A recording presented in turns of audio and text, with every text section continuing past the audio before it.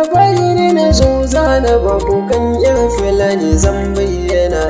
Kasa na bar gari yan sanda ni suke da yin bibiya.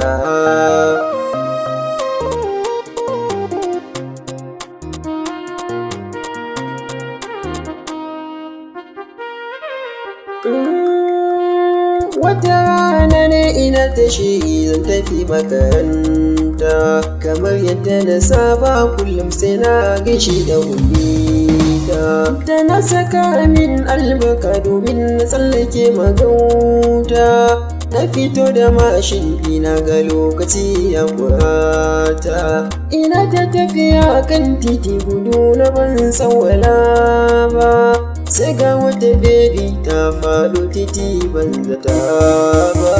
Da taka birki na a gaggauce, kyama da ke ta yi na ɗimauce. Allahu ya tsaye a takaice, na faka mashin ɗin a hanzarce. Sai na nufi gurin ta fusace, ta ce ka taimaka mini don Allah kashe ɗan uwana.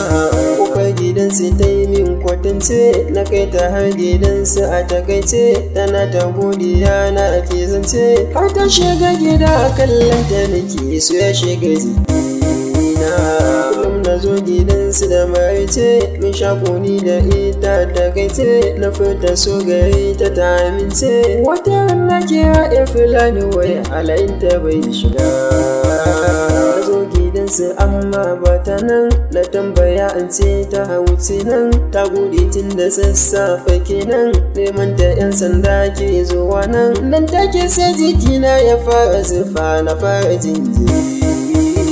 Sai na biyu hanya ta gida, ina ta zubta kwalla. Ina ta yin tunani laifin yi ta yi basan da shi ba.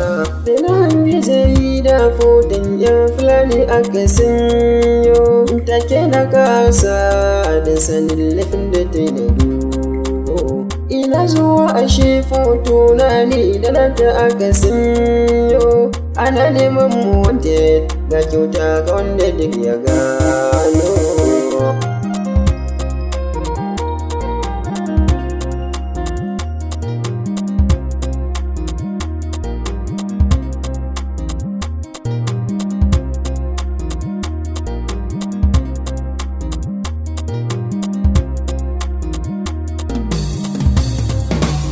Take ne jejeriya kama ni, tufa da ke kamar na yauni. Nishi ne ke kamar an bugi ni, idanuwa sun canjin kamanni. Wage na ke ta yi ina ta gudu, jikina ya yi laushi.